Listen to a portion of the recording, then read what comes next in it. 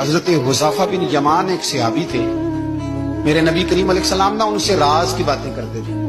ہر بندے کا آزما ٹھیک نہیں ہوتا، سب سے راز کی بات نہیں کرنی چاہیے۔ حضرت حذیفہ بن یمان کہتے ہیں حضور راز کی باتیں بتاتے ہیں۔ مدینہ منورہ میں جو منافقین تھے ان کی لسٹ بھی نبی پاک نے حضرت حذیفہ بن یمان کو دی تھی۔ جب کوئی مشکوک آدمی مر جاتا نا تو صحابہ کہتے ہیں ہم دیکھتے اگر حضرت حذیفہ نے جنازہ پڑھا ہے تو ہم بھی جنازہ پڑھ لیتے۔ نبی پاک نے بھی کچھ جنازے نہیں پڑھے، ترمذی میں ہے، فرمایا عثمان سے جو بغض رکھے اس کا جنازہ نہیں پڑھیں گے۔ حضرت حذیفہ بن یمان اگر جنازہ پڑھتے تو لوگ پڑھتے، وہ نہ پڑھتے تو لوگ جنازہ نہ پڑھتے۔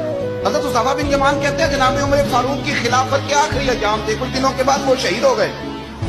فرماتے آدھی رات کا وقت تھا، میں گھر میں سویا تھا بڑا بے فکر، اچانک میرے دروازے پہ دستک ہوئی، میں گھبرا کے اٹھا، اتنی رات کو کون آیا؟ کہتے ہیں قربان جاؤں، دروازے پہ گیا تو امیر المومنین فاروق اعظم دروازے پہ۔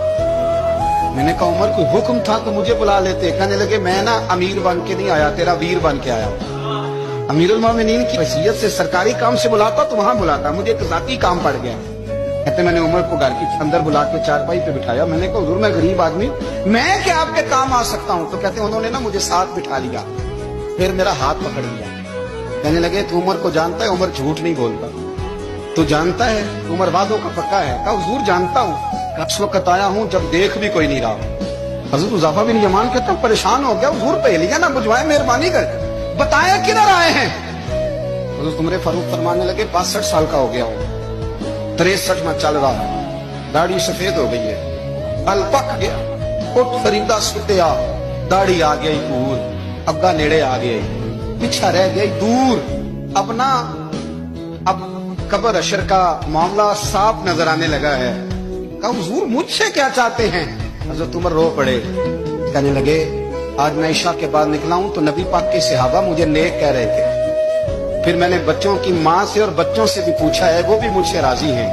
اور حذیفہ تیرے ساتھ نبی پاک راز کی باتیں کرتے تھے، سچ بتا کہیں عمر کا نام منافقوں میں شامل تو نہیں؟ سچ بتا ان منافقین میں تو شامل نہیں، کہیں اوپر سے تو نہیں سارا کچھ؟